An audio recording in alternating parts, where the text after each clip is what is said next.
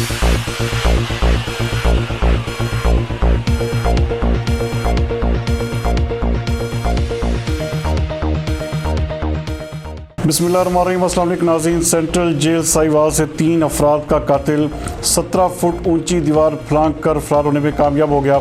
हमारे नुमाइंदा एक्सूसी काशिफ सईद के मुताबिक साबका सदर बार दीपालपुर मियाँ अमजद वट्टू एडवोकेट और दीगर 2 अफराद के कत्ल में मुलव्वस सदी अहमद जेल से बाआसानी फरार होने में कामयाब हो गया। मुलज़म बरकी रॉ की 4 मुख्तलिफ रुकावटें काट कर रात के अंधेरे में फरार हुआ।